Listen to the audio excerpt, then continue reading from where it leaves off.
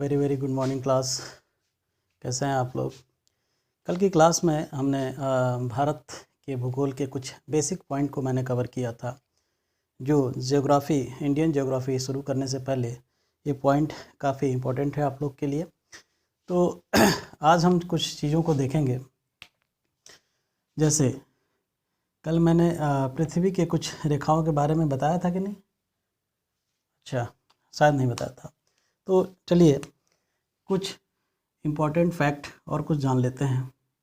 जैसे हमारी जो अर्थ है, थोड़ा इसके बारे में एनालिसिस कर लेंगे तो हमें थोड़ा एहसास हो जाएगा कि कौन सी रेखा कहाँ पे है, दिन और रात क्यों होते हैं, ऋतुएं क्यों चेंज होती हैं।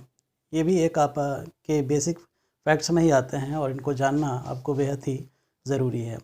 तो इन सब बातों का ध्यान रखते हुए हम देखते हैं कि मैंने एक रेखा कल बताई थी, जैसे कि पृथ्वी को बीचों बीच बिल्कुल दो भागों में डिवाइड करती है, जिसको हम 0 डिग्री पे इंडिकेट करते हैं।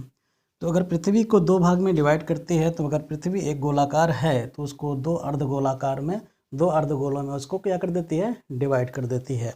और इस रेखा का नाम हमने रखा था, कौन सी रेखा? इस रेखा का नाम हमने रखा था विषुवत रेखा। विषुवत रेखा,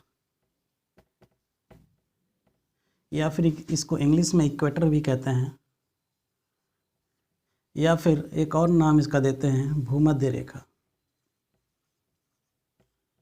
ये तीनों नाम आप याद रखिएगा, क्योंकि एग्ज़ाम में इन तीनों में से किसी भी एक नाम से आपसे क्वेश्चन पूछा जा सकता है। तो अब इस चीज़ों को ध्यान में रखते हुए आगे देखते हैं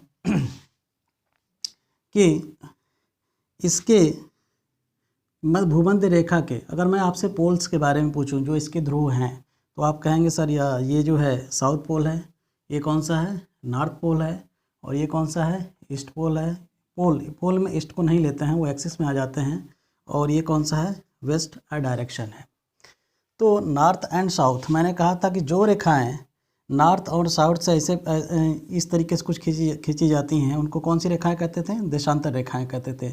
और जो एक्सिस के अलग खींची जाती थी, एक्सिस के समांतर खींची जाती थी, उस रेखा को हम लोग क्या कहते थे, अक्षांश रेखाएं कहते थे। इनका भी अपने आप में बहुत बड़ा महत्व है, आगे देखेंगे इनसे क्या हम तय करते हैं और क्यों इनको जानते हैं। तो जैसे इसको ध्यान में रखते हुए, भूमध्य रेखा को ध्यान में रखते हुए एक रेखा मैंने ऐसे खींच दिया,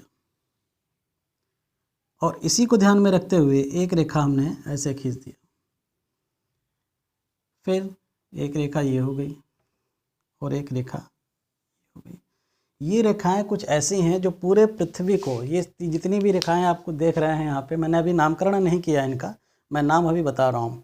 ये जो रेखाएं हैं, साइंटिस्टों ने इनको एक इमेजिनरी लाइंस के रूप में रखा है, काल्पनिक रेखाओं के रूप में मान करके पृथ्वी को कई रीजन में बांट दिया है। जैसे इस रीजन को आर्कटिक वृत्त का नाम दिया गया, इस रेखा को कर्क रेखा का नाम दिया गया। इस रेखा के बारे में हम आपको बता ही चुके हैं कि ये कौन सी रेखा है, विषुवत रेखा, इक्वेटर या फिर भूमध्य रेखा है। इस रेखा को मकर रेखा का नाम दिया गया, और ये जो रीजन है इसको नाम दिया गया अंटार्कटिक वृत्त। अंटार्कटिक वृत्त। अगर आप ये क्वेश्चन पूछ सकते हैं या अपने मन में ये चीज़ सोच सकते हैं कि आखिर इनको वृत्त क्यों कहा गया, इनको अरेखा क्यों कहा गया, इनको वृत्त क्यों कहा गया, इन रेखाओं को रेखा क्यों कहा गया, तो ये जो रीजन जो पूरा है, ये हम तो आप बोर्ड पे चीज़ें आप देख रहे हैं, तो बोर्ड पे रियल माने में गोले का स्फीयर को बनाया नहीं जा सकता, क्योंकि उसमें क्या होती है, उसमें हाइट भी होती है। तो उसको 3D में आप बना सकते हैं, वहाँ पे आपको इसका आंसर मिल जाएगा कि इसको हम जो है सर्किल क्यों कह रहे हैं। अदरवाइज ध्यान दीजिए इस बात को कि जो कर्क रेखा है, कर्क रेखा माना जाता है, जो इमेजिनरी कर्क रेखा है वो लगभग भारत के मध्य से होकर गुजरती है, मध्य से होकर गुजरती है। अब अगर कर्क रेखा भारत के मध्य से होकर गुजरती है, ठीक है, तो क्या ऐसा कोई त्यौहार है जो कर्क रेखा के या कर्क के नाम पर मनाया जाता हो इंडिया में? ऐसा कोई नहीं है। लेकिन हाँ, मकर संक्रांति मनाई जाती है, और मकर जो रेखा है हमारे यहाँ पे है, जो कभी इंडिया से होके गुजरती ही नहीं है, फिर भी हम मकर संक्रांति का त्यौहार क्या करते हैं, मनाते हैं। ये अपने आप में सोचने वाली बात है। खैर, आस्था से जोड़कर हम इन चीज़ों को नहीं देख रहे हैं, आप साइंटिफिकली इसको रीड करिएगा कि कर्क रेखा अगर भारत से होकर गुजरती है, वो भी भारत के लगभग मध्य भाग से होकर गुजरती है, तो ऐसे कौन कौन से राज्य हैं जो कर्क रेखा को टच करते हैं, या फिर वो कौन से राज्य हैं जिनसे कर्क रेखा होकर के गुजरती है? ये सबसे ज़्यादा इम्पोर्टेंट है, क्योंकि ये क्वेश्चन इससे पूछा जा चुका है। तो आप स्टेट का नाम याद रखिएगा। जैसे छोटा मैंने लिख दिया, इसको आप दिखाई नहीं दे रहा होगा, ये गुजरात है।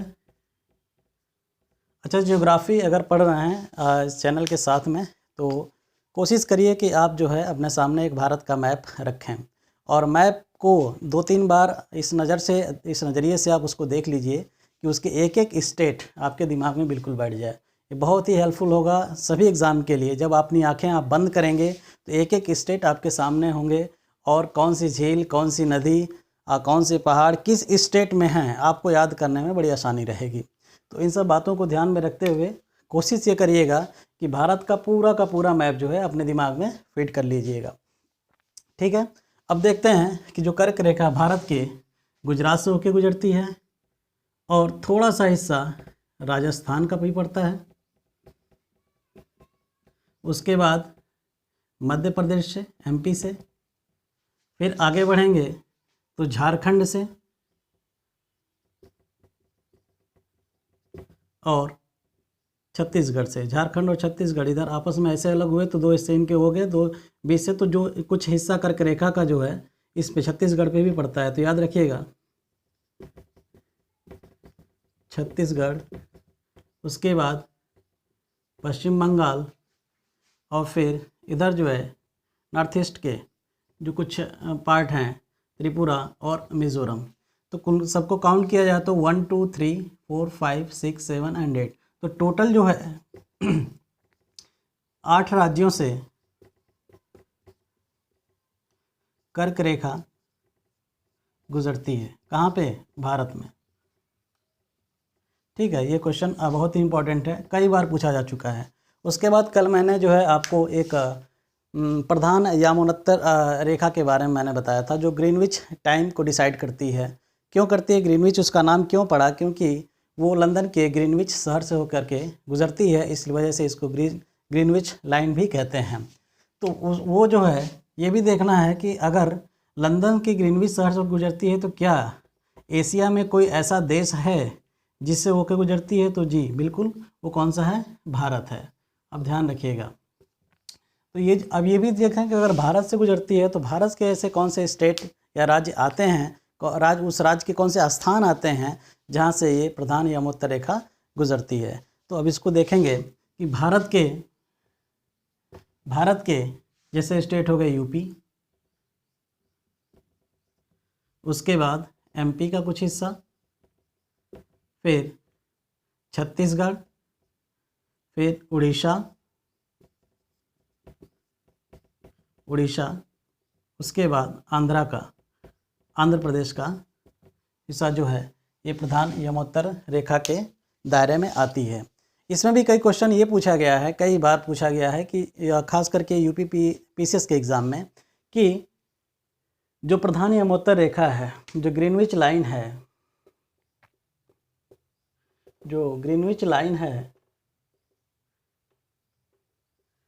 वह उत्तर प्रदेश के किस शहर से होकर गुजरती है? तो आप जहां इसमें बैठे हुए हैं उत्तर प्रदेश के इलाहाबाद शहर में, प्रयागराज में, और प्रयागराज में एक ऐसा एरिया है जिसका नाम है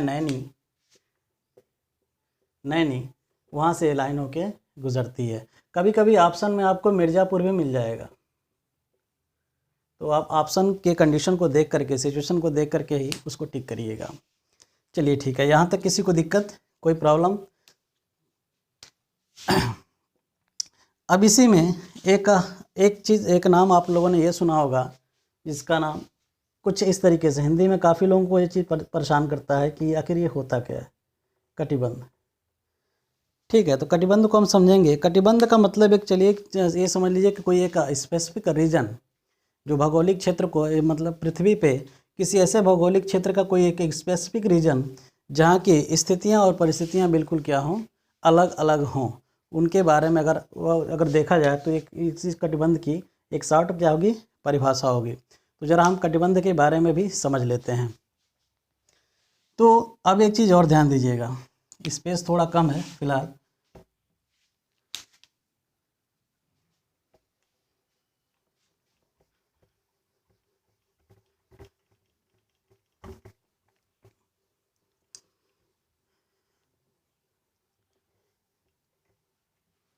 अगर ये हमारी पृथ्वी है,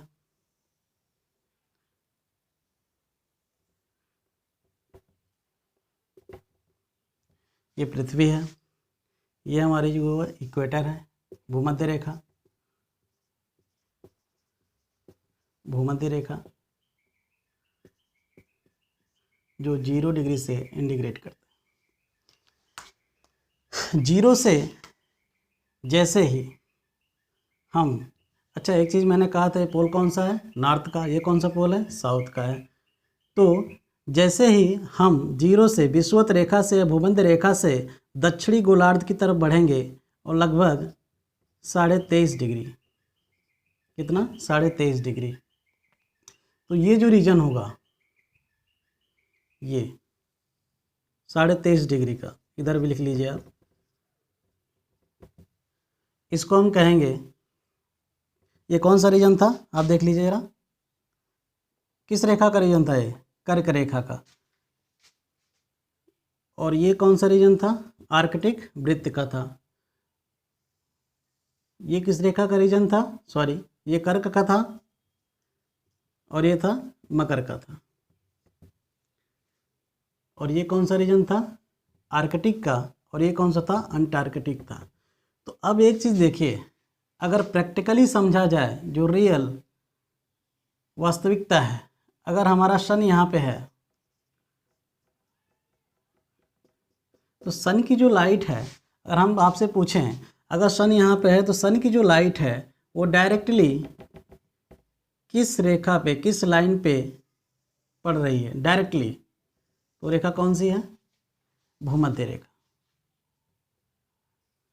तो जाहिर सी बात है, जहाँ पे लाइट डायरेक्टली पड़ेगी वो एरिया जो है क्या कहलाएगा, काफ़ी गर्म एरिया कहलाएगा। गर्म को शुद्ध हिंदी में कहते हैं उष्ण।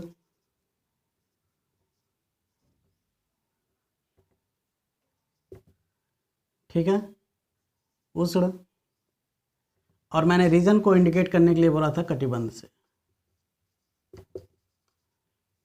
तो इधर की ये जो पूरी एरिया है क्या कहलाएगी, उष्ण कटिबंध। आप इसको लिखेंगे नहीं, सिर्फ समझने के लिए। अब ध्यान दीजिएगा कि इन दो लाइन के नीचे, इनके ऊपर या फिर इनके नीचे आप जैसे बढ़ेंगे वैसे वैसे जो गर्म था वो अब कैसा होता चला जाएगा, कूल होता चला जाएगा। मतलब कि ये वाली जो एरिया होगी ये कैसी होगी, इसके कंपैरिजन में थोड़ी क्या होगी, ठंडी होगी। तो इसको कहेंगे शीत, मतलब क्या होता है, ठंडा, लेकिन थोड़ा सा गर्म, तो शीतोष्ण कटिबंध कहेंगे।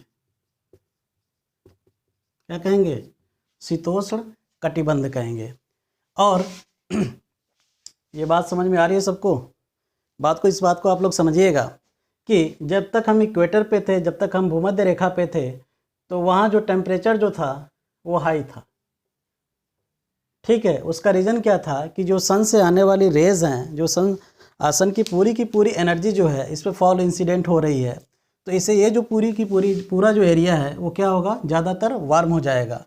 और ये एरिया हल्का गर्म और ठंडा क्यों होगा, क्योंकि इस एरिया पे, इस रीजन पे जो है, जो सूर्य की किरणें होंगी कुछ तिरछी जाएंगी। ठीक है, अब बचा ये एरिया।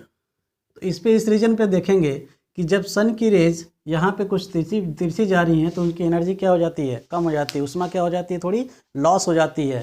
तो उस एरिया में क्या होती है, हल्की ठंडी हल्की गर्मी पड़ती है। लेकिन इस एरिया पे तो और भी कम रेंज पहुँचेंगी और यहाँ सूर्य की ऊष्मा और भी और क्या हो जाएगी, कम हो जाएगी। तो यहाँ पे जो पड़ेगा इस रीजन को हम कहेंगे शीत कटिबंध कहेंगे। क्या कहेंगे, शीत कटिबंध कहेंगे। ठीक है। अच्छा, ये कौन सा एरिया है ये, इस रीजन का नाम क्या था अभी, आर्कटिक का। ठीक वही चीज़। अच्छा, ये जितनी भी घटनाएं हो रही हैं, इक्वेटर पे आप हाथ रखिए, उंगली रखिए यहाँ पे, इक्वेटर से जितनी भी घटनाएं या जितने रीजन को मैंने डिसाइड किया वो नॉर्थ में हो रही हैं कि साउथ में, वो हो रही हैं किस में, नॉर्थ में। तो अपनी भाषा लिखते समय आप देखिए, इसको लिखिएगा उत्तरी शीतोष्ण कटिबंध और उत्तरी शीत कटिबंध की एरिया।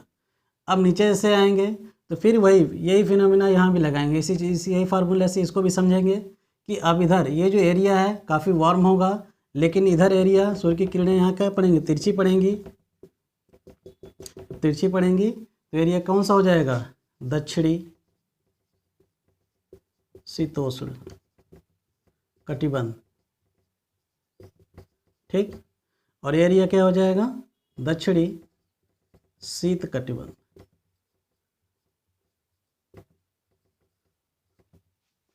ठीक है।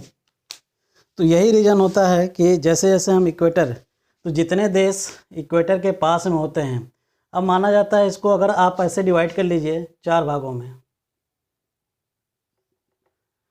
ऐसे अगर आपने इसको डिवाइड कर लिया, एक ही हो गया, नॉर्थ साउथ, इधर का एरिया ईस्ट हो गया और इधर क्या हो गया, वेस्ट। भारत की जो भौगोलिक स्थिति है, भारत की जो भौगोलिक स्थिति है वो यहाँ पे है, कहा जाता है नॉर्थ ईस्ट में। और गोलार्ध के बारे में पूछा जाए, जब यहाँ पे इसकी पोजीशन है तो कुछ गोलार्ध के बारे में अगर पूछा है तो किस गोलार्ध में है, उत्तरी गोलार्ध में है, उत्तरी गोलार्ध में है। ठीक है।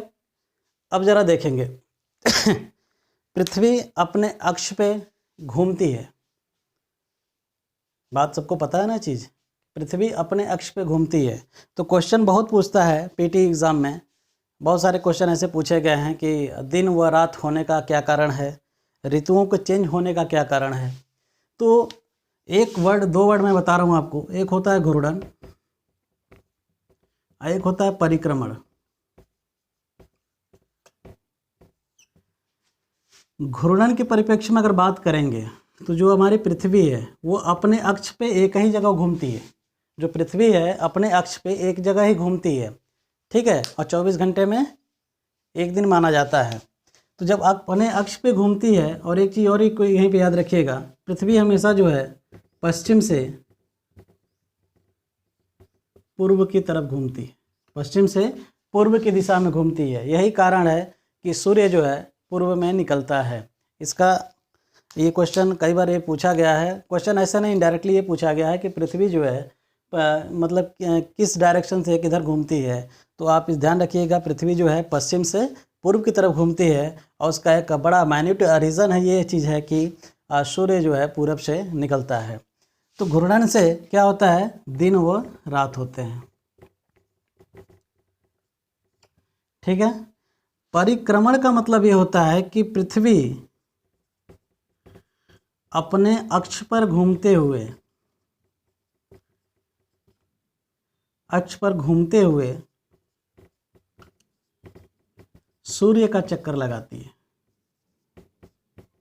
सूर्य का चक्कर लगाती है। अब मान लीजिए पृथ्वी यहाँ पे है, सूर्य यहाँ पे है, तो यहाँ पे तो घूम ही रही है पृथ्वी, जिससे क्या होते हैं, दिन और रात होते हैं। लेकिन जब पृथ्वी इधर घूमती है, इसके चारों तरफ घूमती है, तब जाके ऋतुएं चेंज होना शुरू हो जाती है। ऋतुओं का चेंज होने का एक कारण और भी बहुत मेजर फैक्ट है कि पृथ्वी अपने अक्ष पे जो है 23.5 डिग्री झुकी हुई है। इससे होता क्या है कि इस पृथ्वी का जो ऊपरी हिस्सा होता है, उत्तरी हिस्सा जो होता है 6 महीना सूर्य की तरफ होता है, और जो दक्षिणी हिस्सा होता है वो 6 महीना सूर्य से दूर होता है या फिर अंधेरे में होता है। तो 6 महीना उत्तरी हिस्सा जो होता है सूर्य की तरफ होता है, तो वहाँ दिन और रात बड़े होते हैं। वहीं दक्षिणी हिस्सा में दिन और रात क्या होते हैं, छोटे होते हैं। तो ज्योग्राफी में अब मैं जानता हूँ कि जहाँ तक कि लगभग बेसिक पॉइंट कवर हो चुके हैं, जो आप लोग कई बार एनसीईआरटीज़ और भी अदर बुक से पढ़े होंगे कई बार। बताने का मतलब सिर्फ यही था कि अगर मैंने ज्योग्राफी शुरू की है तो एक बार चीज़ों को रिकॉल कर लिया जाए, ताकि अब जब आगे बढ़ें भारत पाकिस्तान बांग्लादेश या फिर भारत के तटीय सीमा जितने भी हैं पड़ोसी देश हैं, और समुद्र के बारे में बताएं, और कुछ और भी पॉइंट जब बताना शुरू करें तो आपको इन सब चीज़ों से थोड़ा सा रिलेट करके चलेंगे तो कहाँ ठंडी पड़ेगी, कहाँ गर्मी पड़ेगी, दिन और रात क्यों होते हैं। आखिर मैंने किसी ऐसे देश का नाम लिया जहाँ मैंने कहा कि यहाँ 9 महीने 10 महीने जो है लगातार सूर्य उगता नहीं, गर्मी, उसका रीज़न मतलब क्या है, कहने की बातें हैं, लेकिन आप जो है अब चीज़ों को पूरा ज्योग्राफी में घुस चुके हैं और अंदर से सारी चीज़ों को जानना शुरू कर दिए हैं। कल कहने का मतलब हमारा यही था। अब एक चीज़ थोड़ी सी एक पॉइंट छूट रहा है, उसको आप ध्यान दीजिए और उसको समझने की ज़रा कोशिश करिएगा। कभी भी स्टडी करिएगा, जियोग्राफी हो चाहे कोई भी सब्जेक्ट हो, आपको सबसे बड़ी प्रॉब्लम होती है कि हम अपनी भाषा को कैसे लिखें। भाषाओं को लिखने के साथ साथ, जैसे खास करके अब जियोग्राफी में पढ़ा रहा हूँ तो जियोग्राफी में ध्यान दीजिएगा, किसी भी पॉइंट को हमेशा उसके डायरेक्शन में ज़रूर बांट लीजिएगा। डायरेक्शन में बांटने का मतलब ये होता है कि आपको उस वस्तु की एग्जैक्ट लोकेशन के बारे में पता रहेगा, जो आप अपनी भाषा में यूज़ कर सकते हैं। जैसे मान लीजिए हमारी पृथ्वी ये है और मैंने पृथ्वी को ऐसे डायरेक्शन में बांट लिया। अब आपसे पूछा कि पृथ्वी में पूरे संसार में हमारे जो भारत की जो लोकेशन है वो कहाँ पे है। आप जानते हैं कि उत्तरी यहीं से दिशा को डिसाइड करेंगे, और उत्तरी गोलार्ध में हमारा इंडिया है, उत्तरी गोलार्ध में भी इस पोजीशन पे इंडिया है। तो आप अपनी भाषा में ज़रूर लिख सकते हैं कि उत्तर पूर्व में भारत की भौगोलिक स्थिति।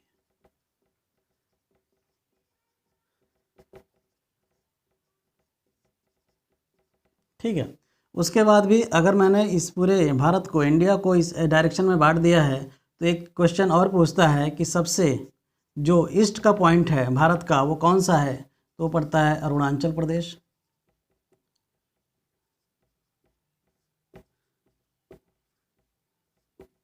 साउथ का तमिलनाडु, वेस्ट का गुजरात, और नॉर्थ का हिमाचल प्रदेश।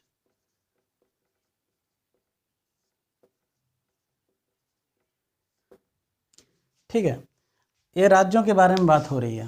राज्य, अभी मैंने, अगर कुछ लोग ये सोच रहे होंगे कि नहीं नॉर्थ में तो जो जम्मू एंड कश्मीर, तो जम्मू एंड कश्मीर अभी कुछ दिन पहले धारा 370 लागू हुई और आपने देखा कि वो केंद्र शासित प्रदेश में चेंज हो गया है। तो इस छोटी छोटी बातों को क्वेश्चन में ध्यान रखिएगा कि वो राज्य पूछ रहा है कि केंद्र शासित प्रदेश पूछ रहा है। अगर राज्य के बारे में बात करेगा तो आप हिमाचल प्रदेश पे टिक लगाइएगा, और अगर वो केंद्र शासित प्रदेश के बारे में बात करेगा तब जाके जम्मू एंड कश्मीर का नाम आएगा। ठीक है, इसमें भी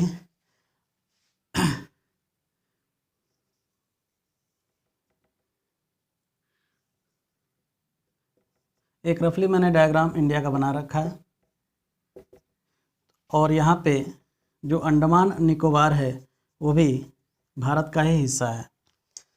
तो अब जो पूछा जाता है कि भारत का सबसे दक्षिणतम पॉइंट कौन सा है, जब सबसे साउथर्न पॉइंट कौन सा है भारत का, तो अगर पूछेगा जो लैंड पे आधारित, ज़मीन से आधारित है, ज़मीन से जुड़ा हुआ, तो आप बताएंगे तमिलनाडु में एक जगह है कन्याकुमारी। और अनलैंड में पूछेगा जो ज़मीन पे नहीं है, मतलब कि पानी के बीचों बीच में है, तो उसको कहेंगे इंदिरा पॉइंट।